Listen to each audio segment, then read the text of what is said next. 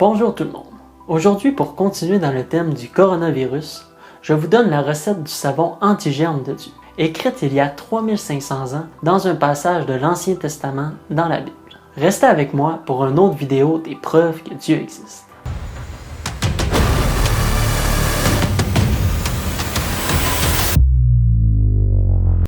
Vous pourriez ne pas penser que vous auriez besoin d'aller consulter la Bible pour trouver une recette de savon antibactérien afin de vous décontaminer. Mais étonnamment, c'est bel et bien là que vous devriez aller et voici sa recette. Si nous remontons au début du chapitre 19 du livre de Nombres, nous pouvons lire « Voici ce que prescrit la loi que l'Éternel a donnée. Parle aux Israélites qu'ils t'amènent une vache rousse sans tache, sans défaut corporel, qui n'ait jamais encore porté de joug. On brûlera la vache sous ses yeux, on brûlera sa peau, sa viande et son sang, ainsi que ses excréments. Le prêtre prendra du bois de cèdre, de l'hysope et du cramoisi, et il les jettera au milieu des flammes qui brûleront la vache.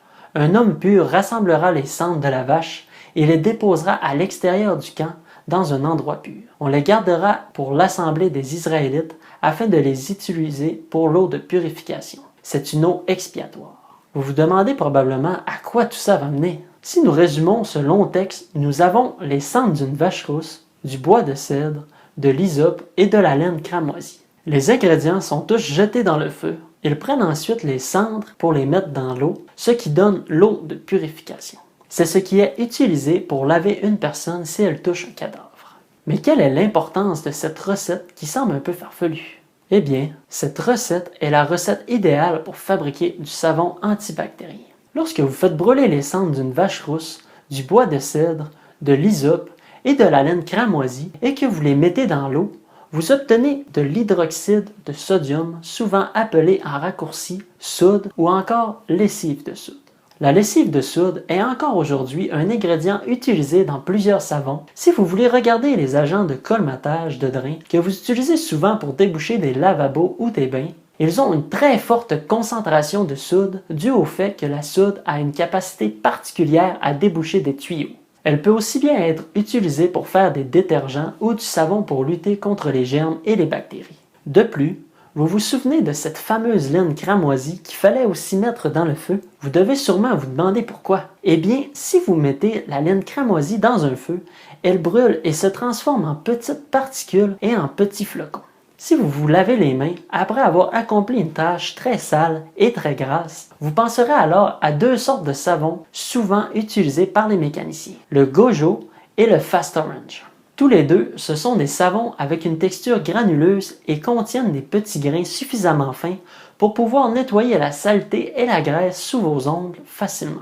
Maintenant que nous avons vu la recette de savon anti-germe de Dieu, nous allons voir la recette pour fabriquer un vaporisateur antibactérien ainsi que les méthodes de décontamination que Dieu nous a suggérées au travers ce passage dans le livre de Nombres. Un homme en état de pureté prendra une branche d'hysope et la trempera dans l'eau, en aspergeant la tente où quelqu'un est mort, ainsi que tous les ustensiles et toutes les personnes qui s'y trouvaient. Il fera de même pour celui qui a touché des ossements, le cadavre d'un homme tué par un autre ou mort naturellement, ou une tombe. Maintenant, si vous vous rappelez bien, l'hysope était un de nos ingrédients à mettre dans le feu pour créer le savon antibactérien. Pour le vaporisateur, l'eau de purification a été mise sur les branches d'hysope et ensuite aspergée sur les gens et à tous les endroits qu'un cadavre avait touché. Nous pouvons donc nous demander, mais qu'est-ce que l'hysope a de si spécial? En fait, la plante d'hysope contient un agent antiseptique nommé thymol et est donc parfaite pour tuer des germes. Le thymol se retrouve souvent dans des rince-bouches que nous avons dans nos maisons.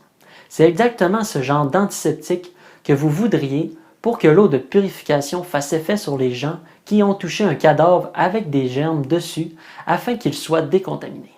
Vous avez pu voir avec la recette de savon anti-germe ainsi que la méthode de désinfection à l'aide des branches d'hysope que Dieu nous a donné des directives contre les germes très détaillées il y a 3500 ans.